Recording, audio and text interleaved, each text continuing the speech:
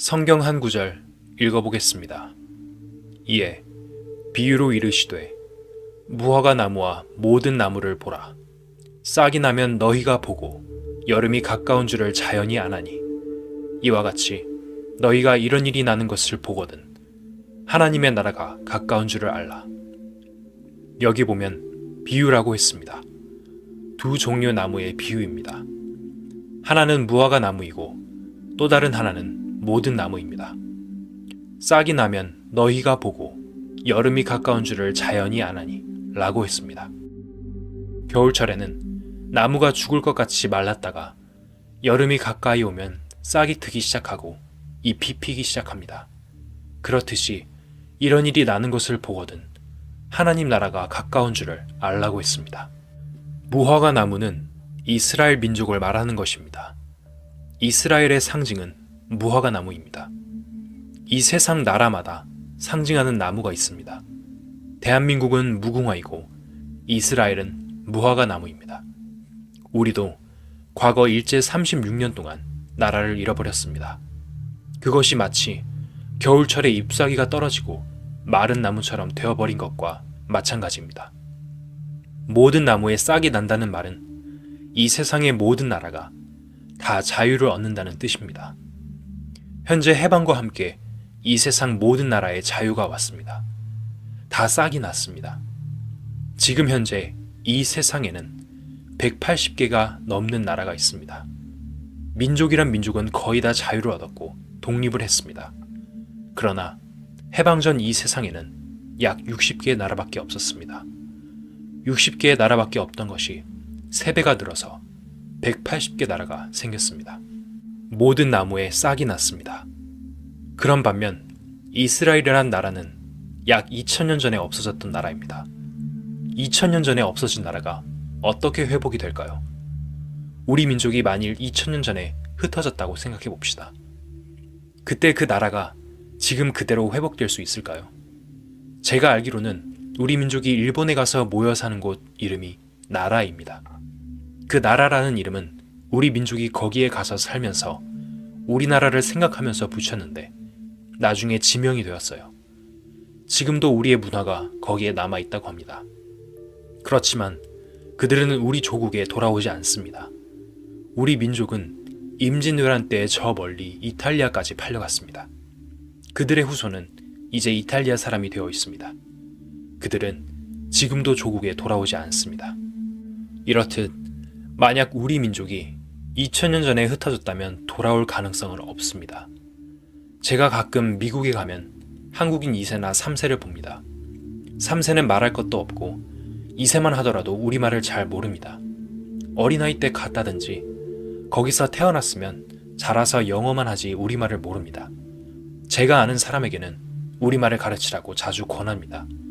말 속에는 영과 혼이 있기 때문에 말을 잃어버리면 그것들을 잃어버린 것과 마찬가지입니다. 말을 잃어버리면 한국의 사상, 정신 자체를 다 잃어버리는 거예요. 그렇기 때문에 말을 배워야 한다고 자꾸 이야기합니다만 미국에 사는 우리 한국 사람들이 2000년이 지나서 한국이 조국이다 하면서 돌아오겠습니까? 어림도 없습니다. 그런데 이스라엘 민족은 뭔가 다릅니다. 2000년이 지났는데도 이상하게 다른 민족과 합류되지 않고 살다가 고국으로 돌아오기 시작하는 것입니다.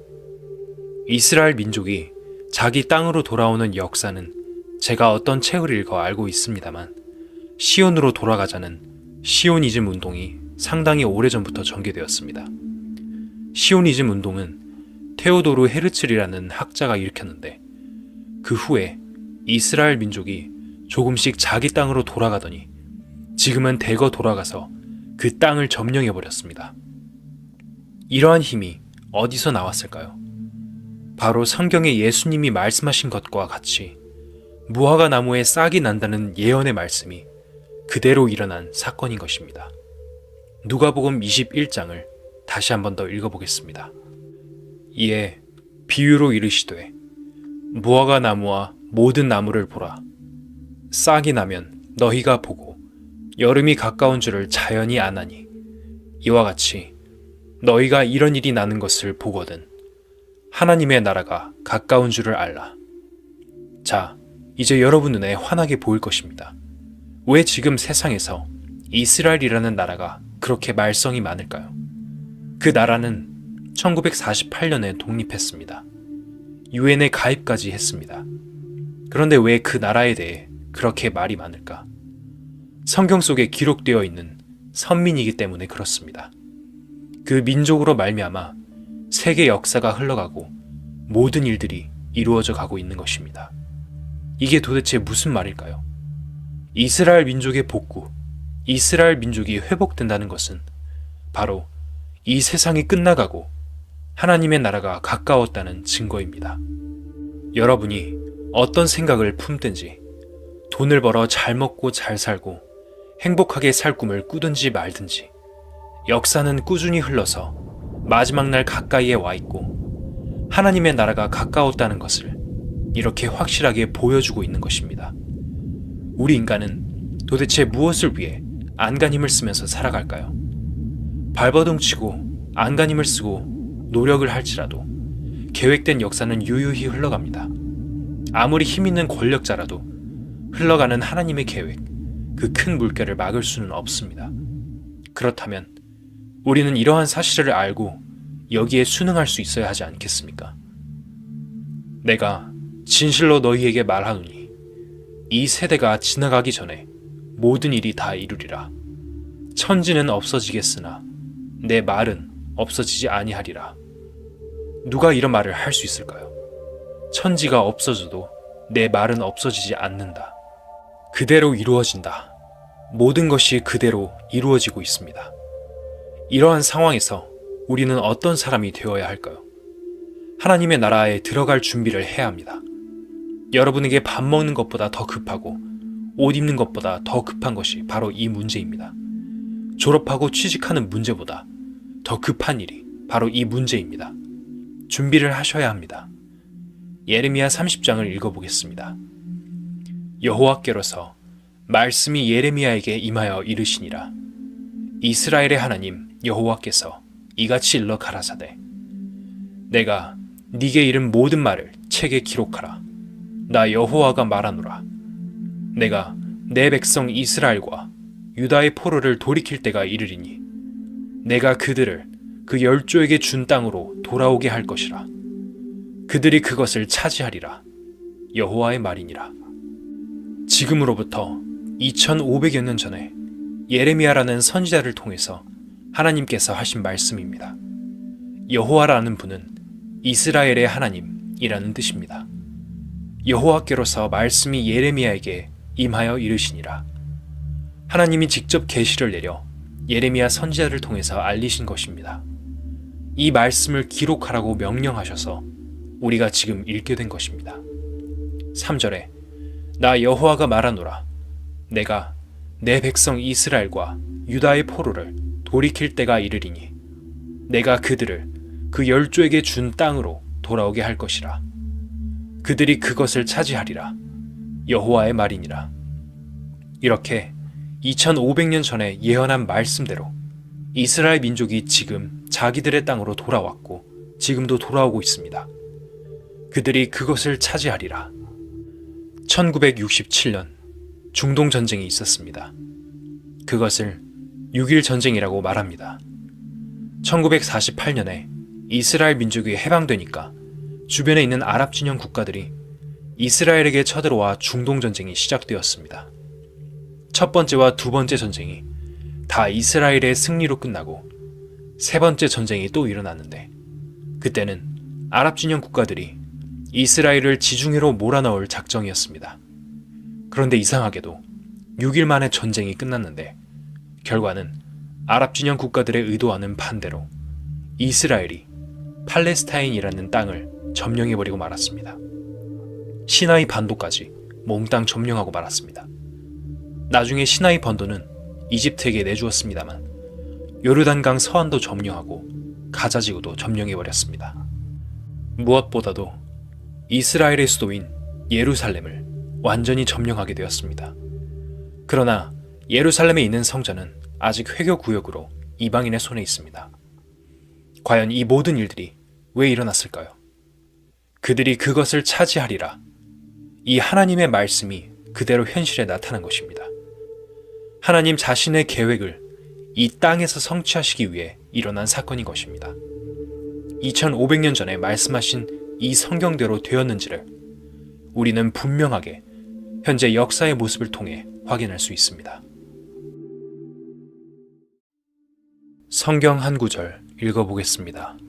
보라, 내가 그들을 북편 땅에서 인도하며 땅 끝에서부터 모으리니 그들 중에는 소경과 절뚝발이와 잉태한 여인과 해산하는 여인이 함께하여 큰 무리를 이루어 이곳으로 돌아오되 울며 올 것이며 그들이 나의 인도함을 입고 간구할 때에 내가 그들로 넘어지지 아니하고 하숫가의 바른 길로 행하게 하리라. 나는 이스라엘의 아비요 에브라임은 나의 장자니라. 8절에 보라, 내가 그들을 북편 땅에서 인도하며 땅 끝에서부터 모으리니 라는 말씀에서 북편 땅은 러시아를 말합니다. 이스라엘에서 가장 북쪽에 위치한 나라가 러시아입니다. 이 러시아에는 이스라엘 사람들이 굉장히 많이 살았습니다. 공산주의 혁명, 볼셰비키 혁명 때 이스라엘 민족이 소련으로 많이 가서 살면서 그들이 중심이 되어 그 혁명을 일으켰던 것입니다. 나중에 스탈린이 나타나서 이스라엘 사람들을 많이 죽였습니다만 해방 전에 이 러시아 지역에 수백만 명의 이스라엘 사람들이 살고 있었습니다. 그들 중에는 유능한 과학자도 많았기 때문에 소련 정부는 이스라엘 민족들이 자기네들 땅으로 돌아가려고 할 때 못 가도록 막았습니다. 그러다가 참 이상하게도 수년 전에 고르바초프가 페레스트로이카 정책을 발표하자 자유 물결이 일어나면서 이스라엘 민족에 대한 해방령이 내려졌습니다. 그 정책에 의해서 이스라엘 민족이 다 자기 나라로 돌아갈 수 있도록 됐습니다. 예레미야 31장 8절 말씀대로 이스라엘 민족이 러시아에서 대거 돌아오고 있습니다. 1989년 10월과 1991년 12월 사이에 33만 러시아 유대인들이 이스라엘로 이주했는데 그중 8,000명이 의사였습니다. 이것은 엄청난 숫자이고 기적이 아닐 수 없습니다. 그리고 러시아 유대인들의 귀한 물결은 지금도 계속되고 있습니다. 예레미야 16장을 읽겠습니다.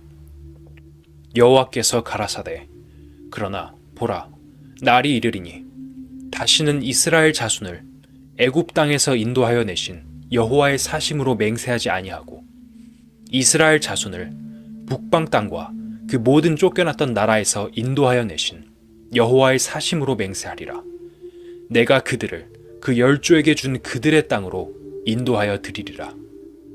구약 성경에 대한 배경 지식이 없으신 분들은 보통 이 말씀이 무슨 말씀인지 잘 모르실 것입니다.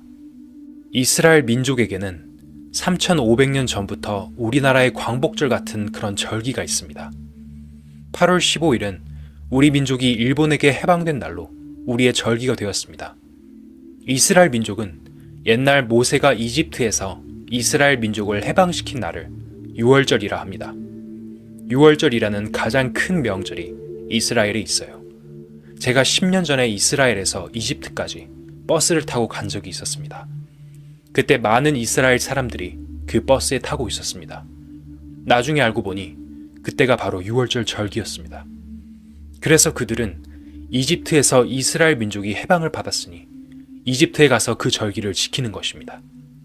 그날은 4월 18일경이었는데 모여서 맛도 없는 바짝 마른 빵과 포도주를 마시면서 밤새도록 이야기하고 노래 부르는 것을 보았습니다. 호텔에서도 그렇게 하는데 이스라엘 민족은 어디에 살든지 다 유월절이 오면 절기를 지킵니다. 누룩 넣지 않은 빵, 바짝 마른 빵을 먹으면서 일주일간은 그렇게 지냅니다.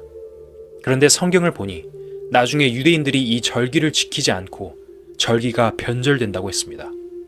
여호와께서 가라사대 그러나 보라 날이 이르니 다시는 이스라엘 자손을 애굽 땅에서 인도하여 내신 여호와의 사심으로 맹세하지 아니하고 이스라엘 자손을 북방 땅과 그 모든 쫓겨났던 나라에서 인도하여 내신 여호와의 사심으로 맹세하리라.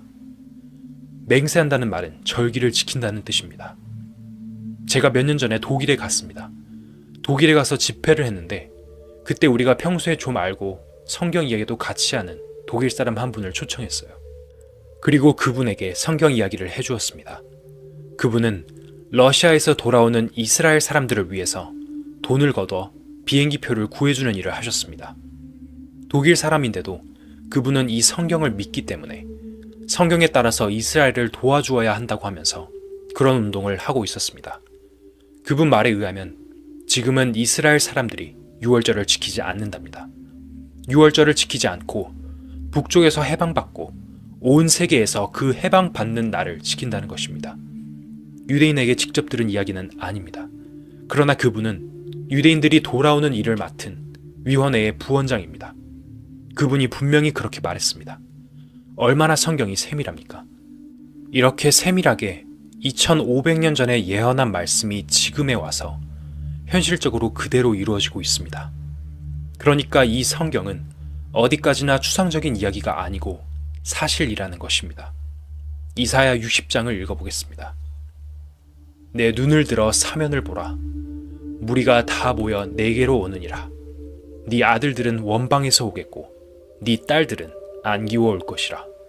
그때에 네가 보고 희색을 바라며 네 마음이 놀라고 또 화창하리니 이는 바다의 풍부가 네게로 돌아오며 열방의 재물이 네게로 옴이라. 구약성경 이사야는 2600년 전에 기록된 말씀입니다. 이 말씀에 의하면 이스라엘 민족이 돌아오는데 아들들은 원방에서 오겠고 딸들은 안기워 올 것이라고 했습니다. 5절 말씀에 그때 네가 보고 희색을 바라며 네 마음이 놀라고 또 화창하리니 이는 바다의 풍부가 네게로 돌아오며 열방의 재물이 네게로 옴이라. 바다의 풍부가 네게로 돌아온다는 말이 무슨 말일까요? 이스라엘 땅 주위에는 바다가 2개 있습니다. 하나는 지중해이고 하나는 사해입니다. 사해는 물이 얼마나 짠지 물고기가 한 마리도 살지 못합니다. 세계에서 제일 짠 사해에서는 많은 광물질이 나오고 있습니다. 제가 이전에 이스라엘 땅을 방문했을 때 사진을 하나 입수했습니다. 사진을 보면 사해에 쑥 들어간 곳에 공장이 세워져 있어요. 사해 근방에 있는 마그네슘 공장에서는 굉장히 많은 종류의 보물이 나오고 있습니다. 그래서 이스라엘이 이것을 개발하고 있어요. 사해라는 바다가 이스라엘 민족의 생명줄이라고 해도 과언이 아닙니다. 주변 국가들이 그걸 눈독 들여 끊임없이 침범을 하겠지만 이스라엘은 지금 사해를 개발해서 풍부한 물자를 얻고 있습니다. 8절을 보겠습니다. 저 구름같이 비둘기가 그 보금자리로 날아오는 것 같이 날아오는 자들이 누구뇨? 이 말씀은 2600년 전에 기록됐습니다. 2600년 전에 어떤 사람이 날아간다 하면 완전히 미친 사람 취급을 받았을 것입니다. 지금부터 약 100년 전만 하더라도 사람이 날아다닌다고 하면 믿지 않았습니다. 비행기가 1917년경에 생겼습니다. 2600년 전에 하신 말씀 속에 저 구름같이 비둘기가 그 보금자리로 날아오는 것 같이 날아오는 자들이라고 했습니다. 그들은 이스라엘 민족입니다. 그들이 온 세계에서 돌아오는데 날아온다고 되어 있어요. 지금 조금씩 육로가 트이고 있습니다만 이스라엘은 삼면이 전부 적국이고 한쪽이 바다입니다. 이스라엘로 들어가는 길이 없습니다. 여러분 중에서 1980년대에 이스라엘이 에티오피아의 검은 유대인들을 구출하기 위해 모세 작전을 폈던 것을 아실지 모르겠습니다. 그리고 1991년에는 솔로몬 작전을 폈는데 이 두 작전을 통해서 2만 5천 명의 에티오피아 유대인을 구출해서 이스라엘 땅으로 안전하게 이주시켰습니다. 당시 신문에는 검은 유대인들이 기내에서 이스라엘 의사들의 진찰을 받는 모습, 서로 포옹하며 트랩을 내려오는 모습을 담은 사진들이 흔하게 실렸습니다. 이렇게 해서 거의 모든 에티오피아 유대인들이 자신들의 고토인 이스라엘을 향해 비행기로 날아왔습니다. 저도 이스라엘에 처음 갈 때 그리스에서 비행기를 타고 들어갔습니다. 그리고 이스라엘로 들어간 사람들 또한 전부 비행기로 자기 나라로 돌아갑니다. 이러한 내용을 거의 2600년 전에 사람의 상식으로 쓸 수 있을까요? 성경은 천지를 창조하신 하나님의 말씀입니다. 그렇기 때문에 어디까지나 이 말씀은 사실이고 과거와 현재 그리고 미래를 담은 역사 그 자체입니다. 유대인들이 하나님의 말씀을 거역한 결과로 이스라엘 땅이 완전히 사막으로 변하기 전에 과거 이스라엘 땅은 그 어느 땅보다 비옥했습니다. 하나님이 세운 선지자 모세를 통해 애굽에서 해방되어 가나안 땅으로 들어간 이스라엘 민족은 농사를 잘 지었습니다. 그러나 이스라엘 민족이 하나님의 말씀을 불순종한 결과로 4가지 벌을 받게 되었고, 그 땅에서 쫓겨난 후 그 비옥했던 땅이 완전히 황무지로 변했습니다. 그런데 나중에 이스라엘 민족이 하나님의 말씀대로 그 땅으로 다시 돌아가기 시작하니까 사막이었던 그들의 고토가 다시 옥토로 변한다는 내용이 에스겔에 기록되어 있습니다. 인자야, 너는 이스라엘 산들에게 예언하여 이르기를, 이스라엘 산들아, 여호와의 말씀을 들으라. 주 여호와의 말씀에 대적이 내게 대하여 말하기를, 하하, 옛적 높은 곳이 우리의 기업이 되었도다 하였느니라. 그러므로 너는 예언하여 이르기를, 주 여호와의 말씀에 그들이 너희를 황무케 하고 너희 사방을 삼켜서 너희로 남은 이방인의 기업이 되게 하여 사람의 말거리와 백성의 비방거리가 되게 하였도다. 이스라엘에는 산이 많습니다. 산들에게 말하기를, 이스라엘 민족이 떠나고 난 후에 이방 사람이 여기 들어와 살면서 과거에 비옥하고 곡식이 잘 되던 그 윤택한 땅이 완전히 황무지가 되어 비방거리가 되고 욕거리가 됐다고 말합니다. 계속해서 에스겔 36장을 읽어보겠습니다. 그러므로 주 여호와의 말씀에 내가 맹세하였은즉 너희 사면에 있는 이방인이 자기 수욕을 정령당하리라. 그러나 너희 이스라엘 산들아, 너희는 가지를 내고 내 백성 이스라엘을 위하여 과실을 맺으리니 그들의 올 때가 가까이 이르렀음이니라. 내가 돌이켜 너희와 함께하리니 사람이 너희를 갈고 심을 것이며 내가 또 사람을 너희 위에 많게 하리니 이들은 이스라엘 온 족속이라. 그들로 성읍들에 거하게 하며 빈 땅에 건축하게 하리라. 이상하지 않습니까? 이스라엘 민족이 처음에 들어갈 때는 옥토였는데 이스라엘 민족이 그 땅에서 떠나버리니까 예언한 말씀대로 황무지로 변했고, 또 이제 이스라엘 민족이 다시 들어오기 시작하니까 옥토로 변해서 과실을 맺는다는 것이 우연일까요? 과연 우연히 그렇게 되는 것일까요? 2500년 전에 예언한 말씀이 있기 때문에 그렇게 된 것입니다. 에스겔 36장 나머지 구절들을 마저 읽어보겠습니다. 전에는 지나가는 자의 눈에 황무하게 보이던 그 황무한 땅이 장차 기경이 될지라. 사람이 이르기를, 이 땅이 황무하더니 이제는 에덴 동산같이 되었고 황량하고 적막하고 무너진 성읍들의 성벽과 거민이 있다 하리니 너희 사면에 남은 이방 사람이 나 여호와가 무너진 곳을 건축하며 황무한 자리에 심은 줄 알리라. 나 여호와가 말하였으니 이루리라. 이 황무한 땅이 장차 싹 갈아엎어져서 에덴 동산같이 변한다고 되어 있습니다. 에덴 동산이 얼마나 아름다운 곳이기에 이렇게 비유를 했을까요? 여러분이 성경을 믿지 못하겠다면 성경을 한 손에 들고 이스라엘에 찾아가서 성경 내용과 이스라엘 들판을 한번 비교해 보시길 바랍니다.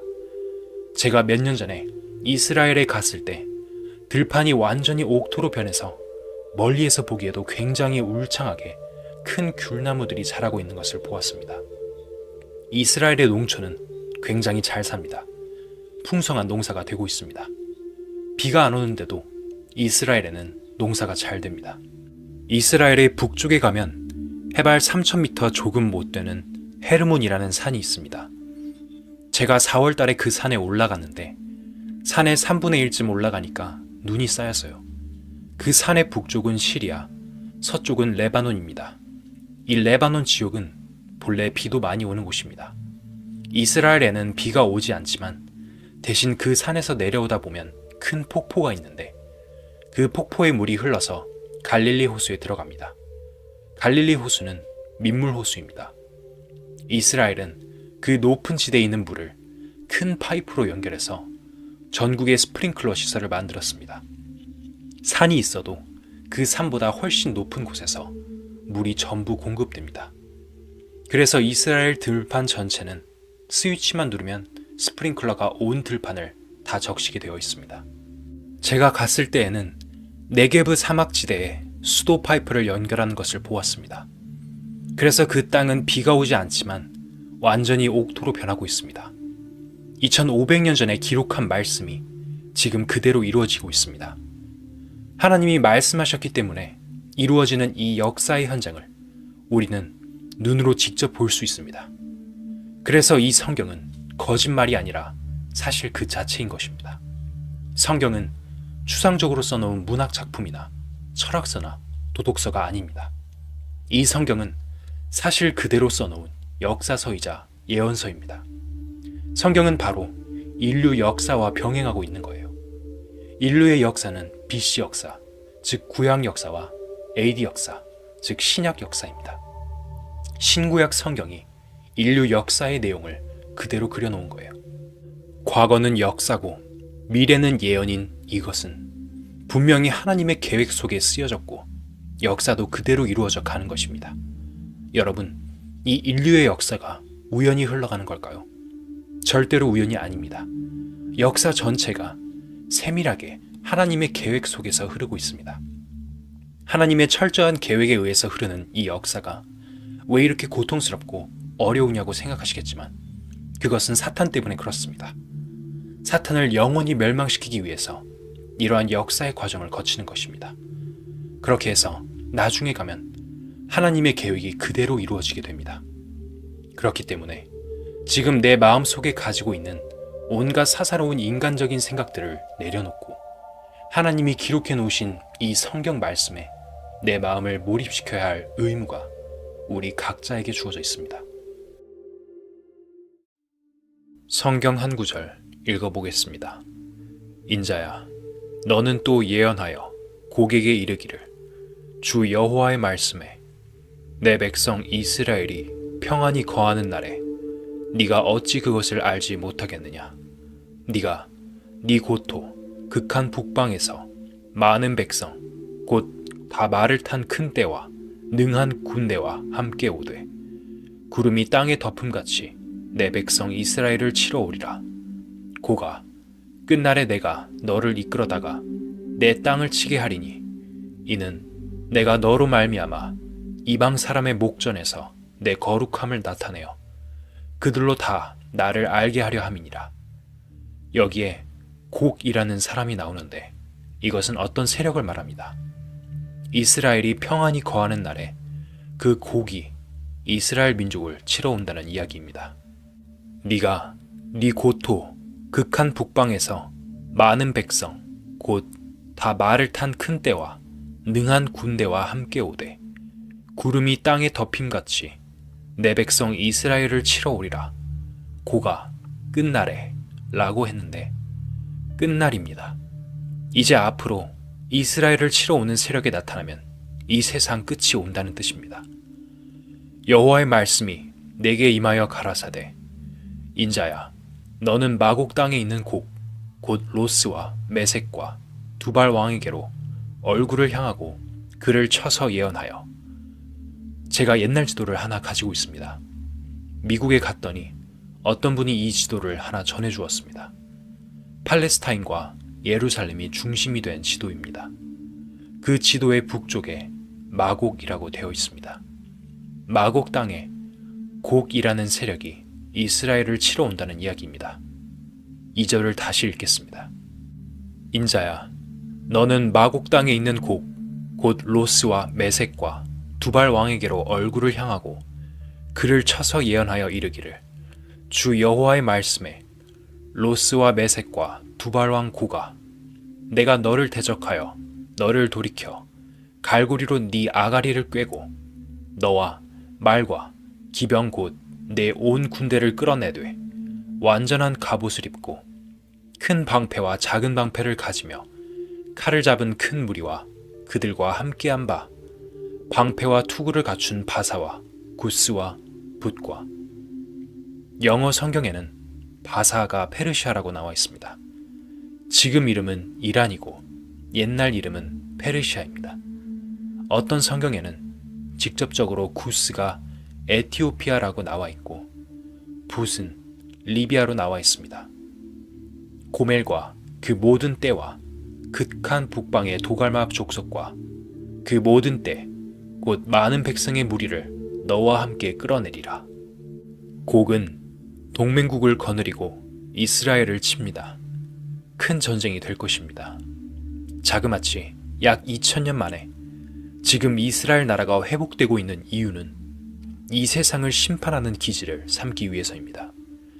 앞으로 7년 환난의 기간 동안에 큰 전쟁이 계속 일어나는데 그때는 온 세계 젊은이들이 다 이스라엘 땅에서 심판을 받습니다. 그러니까 이스라엘 민족이 복구되고 있는 것은 끝날이 가까웠다는 뜻이고 심판이 가까웠다는 뜻입니다.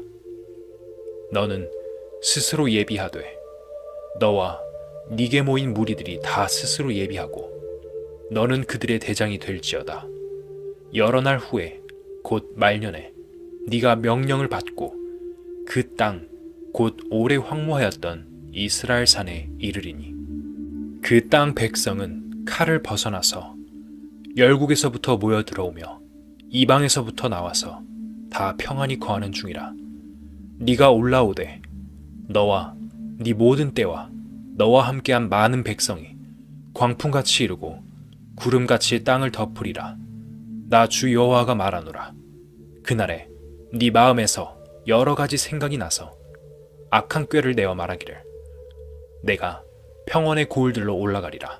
성벽도 없고 문이나 빗장이 없어도 염려 없이 다 평안히 거하는 백성에게 나아가서 물건을 겁탈하며 노략하리라. 이스라엘의 북쪽 세력인 곡과 그 동맹국들이 이스라엘을 공격하는 이유는 물건을 노략하려는 경제 문제 때문입니다. 지금 온 세계가 경제 전쟁을 하고 있습니다. 어느 나라나 경제적으로 자리를 잡지 못하면 살아남을 길이 없는 것입니다. 미국을 잡고 흔드는 세력들은 유대인들인데 미국에 있는 많은 재산이 유대인의 것입니다. 이 경제 문제 때문에 이스라엘을 점령하려고 할 때 여러 나라가 함께 가게 되는 것입니다. 곡을 비롯한 동맹국 세력의 목적은 경제이지만 결국 그것은 하나님의 계획인 것입니다. 자, 그러면 그 결과가 어떻게 되는지 한번 보겠습니다. 그러므로 인자야, 너는 곡을 쳐서 예언하여 이르기를 주 여호와의 말씀에 로스와 메섹과 두발왕 고가 내가 너를 대적하여 너를 돌이켜서 이끌고 먼 북방에서부터 나와서 이스라엘 산 위에 이르러 네 활을 쳐서 네 왼손에서 떨어뜨리고 네 살을 내 오른손에서 떨어뜨리리니 너와 네 모든 떼와 너와 함께한 백성이 다 이스라엘 산에 엎드러지리라. 곡과 동맹국의 군인들이 다 이스라엘 산에서 멸망하는 것입니다. 그것이 하나님의 심판입니다. 이스라엘 땅에 불러 모아 심판하는 것이 하나님의 계획입니다. 네가 빈들에서 엎드러지리라. 이는 내가 말하였음이니라. 나 주 여호와의 말이니라. 내가 또 불을 마곡과 및 섬에 평안히 거하는 자에게 내리리니 그들이 나를 여호와인 줄 알리라. 여기서 마곡은 곡이라는 나라의 지명입니다. 불을 내린다는 것이 무엇일까요? 거기다 불을 내리는 것이 핵무기 아닐까요? 핵폭탄이 아니겠습니까? 불을 마곡과 및 섬에 평안히 거하는 나라에 내린다고 되어 있습니다. 그날에 내가 곡을 위하여 이스라엘 땅 곧 바다 동편 사람에 통행하는 골짜기를 매장지로 주리니 통행하던 것이 막힐 것이라. 사람이 거기서 곡과 그 모든 무리를 장사하고 그 이름을 하몬곡의 골짜기라 일컬으리라. 이스라엘 족속이 7달 동안에 그들을 장사하여 그 땅을 정결케 할 것이라. 그 땅 모든 백성이 그들을 장사하고 그로 말미암아 이름을 얻으리니 이는 나의 영광이 나타나는 날이니라. 나 주 여호와의 말이니라. 그들이 사람을 택하여 그 땅에 늘 순행하며 장사할 사람으로 더불어 지면에 남아있는 시체를 장사하여 그 땅을 정결케 할 것이라. 7달 후에 그들이 살펴보되 순행하는 자가 그 땅으로 통행하다가 사람의 뼈를 보면 그 곁에 표를 세워 장사하는 자로 와서 하몬국 골짜기에 장사하게 할 것이요 성의 이름도 하모나라 하리라. 그들이 이와 같이 그 땅을 정결케 하리라. 전쟁 후에 시체를 치우는데 7달이 걸린다고 했습니다. 왜 그럴까요? 이것은 과학자의 시각에서 볼 때 정확한 것입니다. 우리나라의 유명한 핵 물리학자인 장윤순 박사는 이 성경 내용을 보고 아주 놀라웠다고 합니다. 핵무기를 사용했기 때문에 당장은 시체를 치울 수가 없답니다. 방사능 때문이지요. 그러니까 7달 후라는 말이 나온다는 것입니다. 이 성경이 2500여 년 전에 기록된 것인데 그때 무슨 핵무기에 대한 상식이 있었을까요? 그런 상식이 전혀 없지만 이 성경은 그렇게 기록하고 있습니다. 그것을 보고 근처에 편말을 세워놓고 장사하는 자가 와서 그 시체를 하몬곡이라는 골짜기에 장사한다는 것입니다. 하몬곡이라는 골짜기가 왜 생겼을까요? 방사능 때문에 아무데나 그 시체를 묻어둘 수가 없어요. 그렇게 못하는 것입니다. 그래서 하몬곡이라는 골짜기에 방사능 처리를 하고 장사하는 것입니다. 그 시체의 뼈를 장사하더라도 보통 사람은 접근을 하면 안 되는 거예요. 방사능에 오염이 안 되도록 모든 장비를 갖추고 그 뼈를 운반하게 됩니다. 이 말씀은 핵무기가 없던 옛날 같았으면 무슨 말인지 몰랐을 것입니다. 그러나 현재 과학자들의 시각에서 볼 때 이 성경은 아주 정확한 것입니다. 과연 성경이란 것이 아무 생각 없이 아무렇게나 써놓은 것이라고 할 수 있을까요? 모든 말씀 속에 과학적인 요소들이 있고 전체가 아주 정확합니다. 하나님은 과거, 현재, 미래가 따로 없습니다. 하나님께는 모든 것이 현재입니다. 하나님 자체가 영원하시기 때문에 과거도 현재이고 미래도 현재이고 하나님께는 현재밖에 없어요. 그렇기 때문에 선지자를 시켜서 이러한 성경을 쓰게 하실 수 있었습니다. 이 성경은 절대로 사람의 상식으로 쓴 것이 아닙니다. 사람의 상식으로 썼다면 2500여 년 전에 사람이 비행기를 타고 공중으로 날아다닌다는 소리를 쓸 수 없었을 것입니다. 사람의 상식으로 썼으면 이런 말씀을 쓸 수 없는 거예요. 이 성경은 인류 역사 전체를 포괄하고 있습니다. 인류의 역사가 아담에서 시작했다고 이 성경은 말하고 있습니다.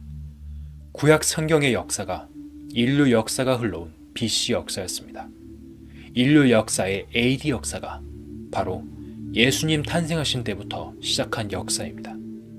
신약 성경이 전 인류의 역사를 포괄하고 있지 않습니까? 바로 이것은 하나님의 계획인 것입니다. 이렇게 세밀한 하나님의 계획이 성경 속에 쓰여 있고 그대로 이루어져 가고 있는 사실은 우리가 눈으로 볼 수 있고 경험할 수 있는 문제입니다. 하지만 우리가 이런 것을 알아도 여러분들의 영혼이 말씀으로 말미암아 새 생명을 얻고 구원을 얻지 못하는 한 아무 소용이 없습니다. 여러분의 영혼이 구원받을 수 있는 길 역시 이 말씀 속에 있습니다. 이 말씀을 깨달음으로써 거듭나고 성령을 받게 되어 있습니다.